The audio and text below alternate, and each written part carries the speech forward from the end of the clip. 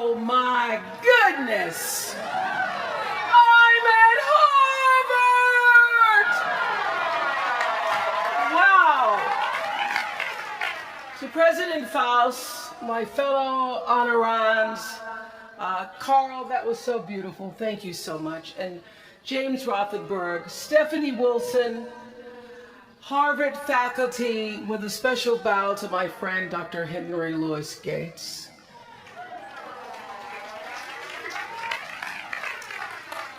All of you alumni, with a special bow to the class of '88 and your $115 million.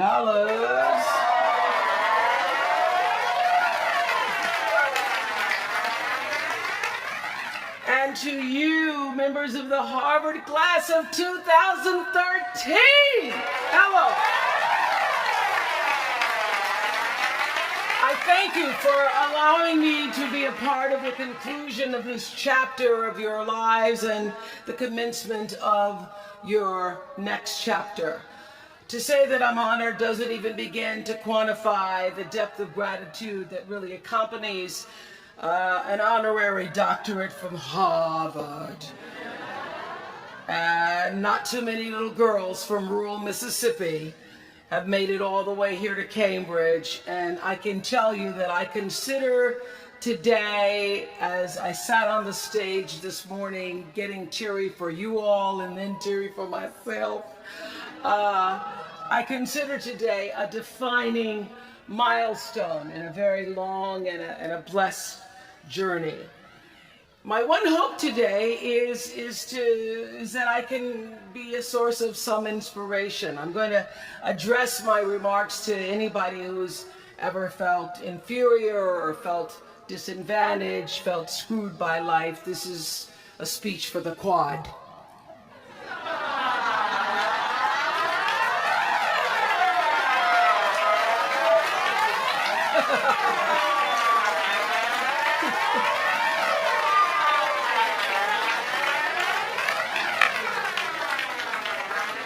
Actually, I was so honored. I wanted to do something really special for you. I wanted to be able to have you look under your seats and there would be free master and doctor degrees. But I see you got that covered already. I will be honest with you. I felt a lot of pressure over the past few weeks to come up with something that I could share with you that you hadn't heard before, because after all, y'all went to Harvard, I did not. But then I realized that you don't have to necessarily go to Harvard to have a driven, obsessive, type A personality, but it helps. And while I may not have graduated from here, I admit that my personality is about as Harvard as it comes. You know, my television career began unexpectedly. As you heard this morning, I was in the Miss Fire Prevention contest. That was when I was 16 years old in Nashville, Tennessee, and you had the requirement of having to have red hair in order to win up until the year that I entered. So they were doing the question and answer period because I knew I wasn't going to win in the swimsuit competition. So during the question and answer period, the question came, "Why, young lady, what would you like to be when you grow up?" And by the time they got to me, all the good answers were gone. So I had seen Barbara Walters on the Today Show that morning, so I answered, "I would like to be a journalist.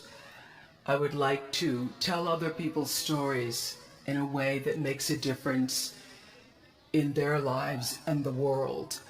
And as those words were coming out of my mouth, I went, "Whoa, this is pretty good. I would like to be a journalist. I want to make a difference." Well, I was on television by the time I was 19 years old. And in 1986, I launched my own television show with a relentless determination to succeed. At first, I was nervous about the competition, and then I became my own competition. raising the bar every year, pushing myself as hard as I knew. Sound familiar to anybody here? Eventually, we did make it to the top, and we stayed there for 25 years.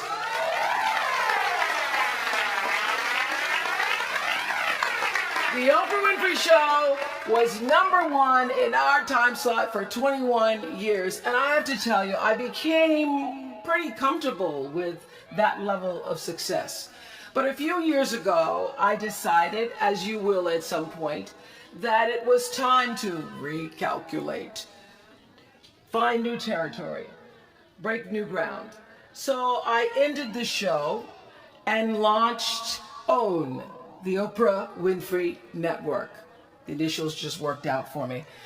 So 1 year later, after launching OWN, nearly every media outlet had proclaimed that my new venture was a flop. Not just a flop, but a big, bold flop, they call it. I can still remember the day I opened up USA Today and read the headline, "Oprah not quite standing on her own." I mean, really, USA Today, now that's the nice newspaper. It really was, this time last year, the worst period in my professional life. I was stressed and I was frustrated, and quite frankly, I was embarrassed.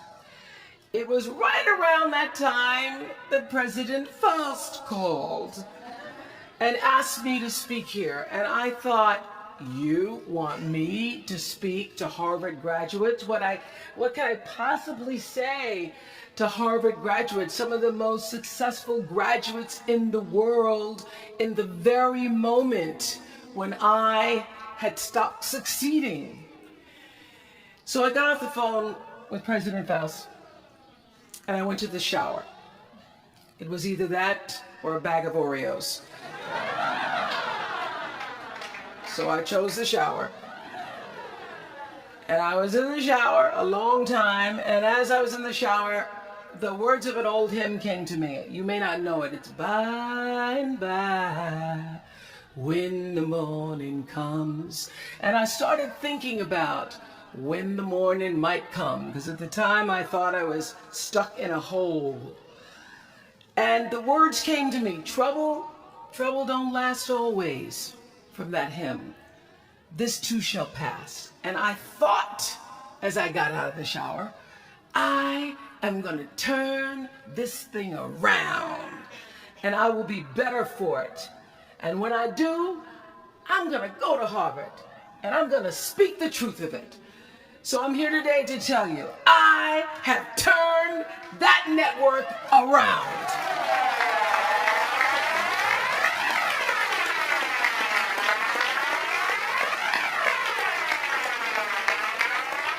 And it was all because I wanted to do it by the time I got to speak to you all. So thank you so much. You don't know what motivation you were for me. Thank you. I'm even prouder to share a fundamental truth that you might not have learned even as graduates of Harvard unless you studied the ancient Greek hero with Professor Naj. Professor Naj, who, as we were coming in this morning, said, "Please, Ms. Winfrey, walk decisively." I shall walk decisively. This is what I want to share. It doesn't matter how far you might rise. At some point, you are bound to stumble. Because if you're constantly doing what we do, raising the bar, if you're constantly pushing yourself higher, the law of averages, not to mention the myth of Icarus, predicts that you will at some point fall. And when you do, I want you to know this, remember this, there is no such thing as failure. Failure is just life trying to move us in another direction. Now, when you're down there in a hole, it looks like failure. So this past year, I had to spoon feed those words to myself. And when you're down in the hole, when that moment comes, it's really okay to feel bad for a little while. Give yourself time to mourn what you think you may have lost. But then, here's the key. Learn from every mistake, because every experience, encounter, and particularly your mistakes are there to teach you and force you into being more of who you are. And then figure out what is the next right move. And the key to life is to develop an internal, moral, emotional GPS that can tell you which way to go. Because now and forevermore, when you Google yourself, your search results will read Harvard 2013. And in a very competitive world, that really is a calling card, because I can tell you, as one who employs a lot of people, when I see Harvard, I sit up a little straight and say, where is he or she? Bring them in. It's an impressive calling card that can lead to even more impressive bullets in the years ahead. Lawyer, senator, CEO, scientists, physicists, winners of Nobel and Pulitzer Prizes, or late night talk show host. But the challenge of life, I have found, is to build a resume that doesn't simply tell a story about what you want to be, but it's a story about who you want to be. It's a resume that doesn't just tell a story about what you want to accomplish, but why. A story that's not just a collection of titles and positions, but a story that's really about your purpose. Because when you inevitably stumble and find yourself stuck in a hole, that is the story that will get you out. What is your true calling? What is your dharma? What is your purpose? For me, that discovery came in 1994 when I interviewed a little girl who had decided to collect pocket change in order to help other people in need. She raised $1,000 all by herself, and I thought, well, if that little 9-year-old girl with a bucket and a big heart could do that, I wonder what I could do. So I asked for our viewers to take up their own change collection, and in 1 month, just from pennies and nickels and dimes, we raised more than $3 million that we used to send one student from every state in the United States to college. That was the beginning of the Angel Network. And so what I did was I simply asked our viewers, do what you can wherever you are, from wherever you sit in life. Give me your time or your talent, your money if you have it, and they did. Extend yourself in kindness to other human beings wherever you can. And together we built 55 schools in 12 different countries and restored nearly 300 homes that were devastated by Hurricanes Rita and Katrina. So the Angel Network, I've been on the air for a long time, but it was the Angel Network that actually focused my internal GPS. It helped me to decide that I wasn't just going to be on TV every day, but that the goal of my shows, my interviews, my business, my philanthropy, all of it, whatever ventures I might pursue, would be to make clear that what unites us is ultimately far more redeeming and compelling than anything that separates me. Because what had become clear to me, and I want you to know, it isn't always clear in the beginning, because as I said, I've been on television since I was 19 years old. But around 94, I got really clear. So don't expect the clarity to come all at once, to know your purpose right away. But what became clear to me was that I was here on earth to use television and not be used by it. To use television to illuminate the transcendent power of our better angels. So this angel network, it didn't just change the lives of those who were helped, but the lives of those who also did the helping. It reminded us that no matter who we are, or what we look like, or what we may believe, it is both possible and, more importantly, it becomes powerful to come together in common purpose and common effort. I saw something on the Bill Maher show recently that so reminded me of this point. It was an interview with David and Francine Wheeler. They lost their 7-year-old son, Ben, in the Sandy Hook tragedy. And even though gun safety legislation to strengthen background checks had just been voted down in Congress at the time that they were doing this interview, they talked about how they refused to be discouraged. Francine said this. She said, "Our hearts are broken, but our spirits are not." I'm going to tell them what it's like to find a conversation about change that is love. And I'm going to do that without fighting them. And then her husband David added this: "You simply cannot demonize or vilify someone who doesn't agree with you, because the minute you do that, your discussion is over. And we cannot do that any longer. The problem is too enormous.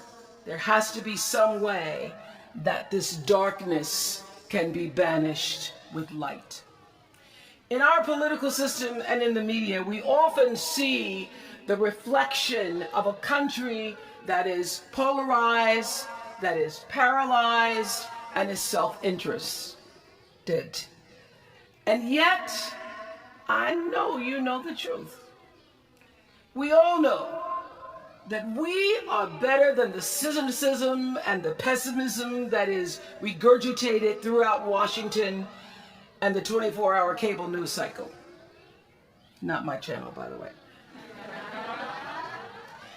We understand that the vast majority of people in this country believe in stronger background checks because they realize that we can uphold the Second Amendment and also reduce the violence that is robbing us of our children. They don't have to be incompatible.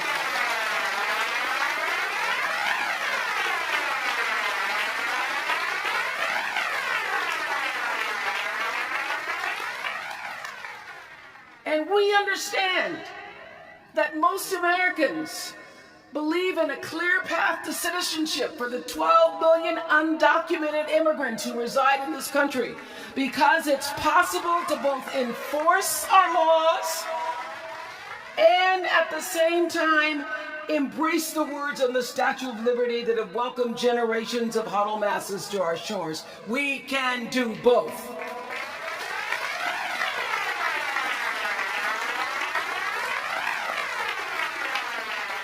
And we understand, I know you do because you went to Harvard, that people from both parties and no party believe that indigent mothers and families should have access to healthy food and a roof over their heads and a strong public education. Because here in the richest nation on earth, we can afford a basic level of security and opportunity. So the question is, what are we going to do about it? Really, what are you going to do about it? Maybe you agree with these beliefs, maybe you don't. Maybe you care about these issues, or maybe there are other challenges that you, class of 2013, are passionate about. Maybe you want to make a difference by serving in government. Maybe you want to launch your own television show. Or maybe you simply want to collect some change. Your parents would appreciate that about now. The point is, your generation is charged with this task of breaking through what the body politic has thus far made impervious to change. Each of you has been blessed with this enormous opportunity of attending this prestigious school. You now have a chance to better your life, the lives of your neighbors, and also the life of our country. When you do that, let me tell you what I know for sure. That's when your story gets really good. Maya Angelou always says, when you learn, teach. When you get, give. That, my friends, is what gives your story purpose and meaning. So you all have the power in your own way to develop your own angel network. And in doing so, your class will be armed with more tools of influence and empowerment than any other generation in history. I did it in an analog world. I was blessed with a platform that at its height reached nearly 20 million viewers a day. Now here in a world of Twitter and Facebook and YouTube and Tumblr, you can reach billions in just seconds. You're the generation that rejected predictions about your detachment and your disengagement by showing up to vote in record numbers in 2008. And when the pundits said, they talked about you, they said you'd be too disappointed, you'd be too dejected to repeat that same kind of turnout in the 2012 election, and you proved them wrong by showing up in even greater numbers. That's who you are. This generation, your generation, I know, has developed a finely honed radar for BS. Can you say BS at Harvard? The spin and phoniness and artificial nastiness that saturates so much of our national debate. I know you all understand better than most that real progress requires an authentic way of being, honesty, and above all, empathy.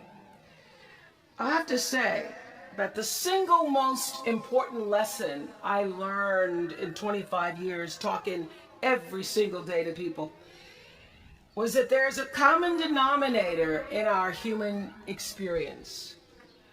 Most of us, I tell you, we don't want to be divided. What we want, the common denominator that I found in every single interview, is we want to be validated. We want to be understood. I've done over 35,000 interviews in my career. And as soon as that camera shuts off, everyone always turns to me and inevitably in their own way asks this question: was that okay? I heard it from President Bush. I heard it from President Obama. I've heard it from heroes and from housewives. I've heard it from victims and perpetrators of crimes. I even heard it from Beyonce and all of her Beyonce-ness. She finishes performing, hands me the microphone and says, was that okay? Friends and family, yours, enemies, strangers, in every argument, in every encounter, every exchange, I will tell you, they all want to know one thing. Was that okay? Did you hear me? Do you see me? Did what I say mean anything to you? And even though this is a college where Facebook was born, my hope is that you will try to go out and have more face-to-face conversations with people you may disagree with.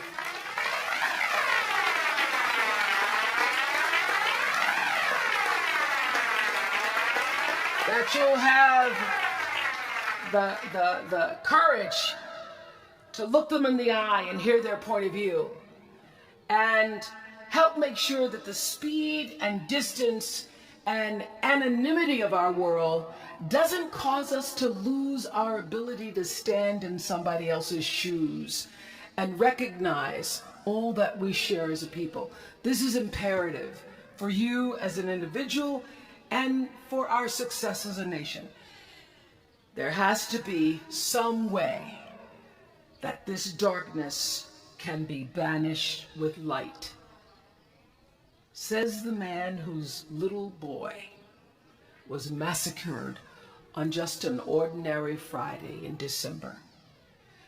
So whether you call it soul or spirit or higher self, intelligence, there is, I know this, there's a light inside each of you, all of us, that illuminates your very human beingness if you let it. And as a young girl from rural Mississippi, I learned long ago that being myself was much easier than pretending to be Barbara Walters. Although when I first started, because I had Barbara in my head, I would try to sit like Barbara, talk like Barbara, move like Barbara. And then one night I was on the news, reading the news, and I called Canada Canada. And that was the end of me being Barbara. I cracked myself up on TV, couldn't stop laughing, and my real personality came through. And I figured out, oh gee, I can be a much better Oprah than I can be a pretend Barbara. I know that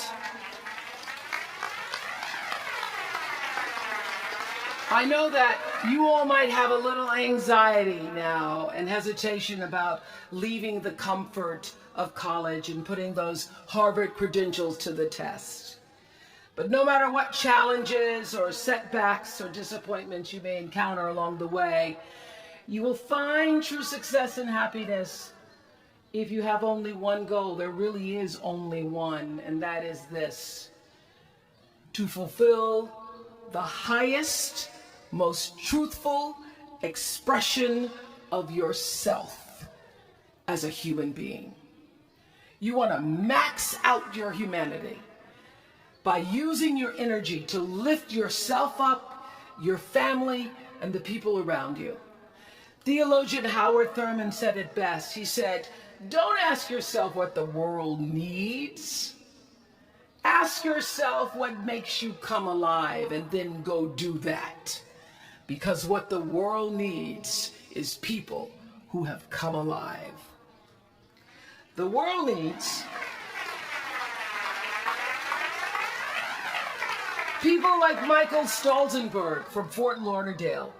When Michael was just 8 years old, Michael nearly died from a bacterial infection that cost him both of his hands and both of his feet. And in an instant, this vibrant little boy became a quadruple amputee, and his life was changed forever. But in losing who he once was, Michael discovered who he wanted to be. He refused to sit in that wheelchair all day and feel sorry for himself. So with prosthetics, he learned to walk and run and play again. He joined his middle school lacrosse team. And last month, when he learned that so many victims of the Boston Marathon bombing would become new amputees, Michael decided to banish that darkness with light. Michael and his brother Harris created MikeysRun.com to raise $1 million for other amputees by the time Harris runs the 2014 Boston Marathon.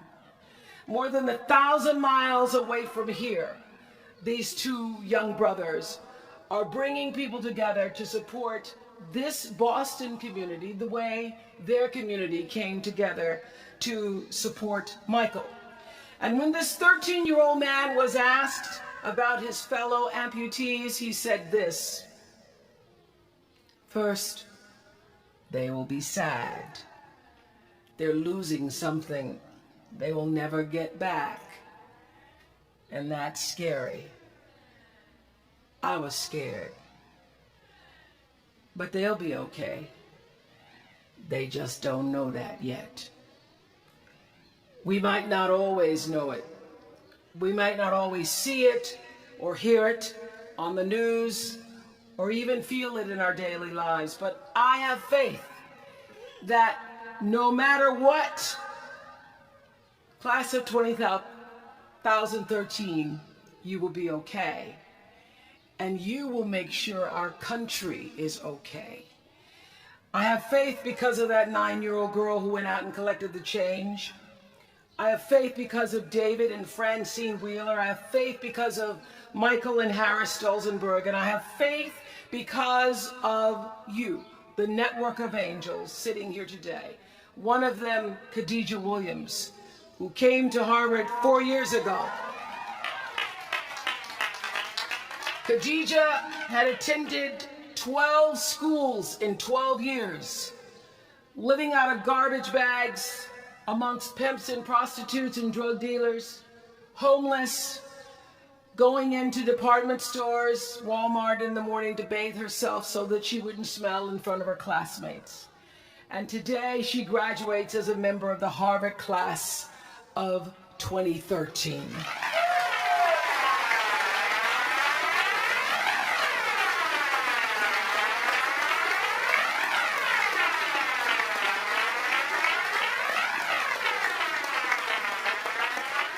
From time to time, you may stumble, fall. You will for sure count on this. No doubt you will have questions and you will have doubts about your path. But I know this, if you're willing to listen, to be guided by that still small voice that is the GPS within yourself, to find out what makes you come alive, you will be more than okay. You will be happy, you will be successful, and you will make a difference in the world. Congratulations, class of 2013. Congratulations to your family and friends. Good luck, and thank you for listening. Was that okay?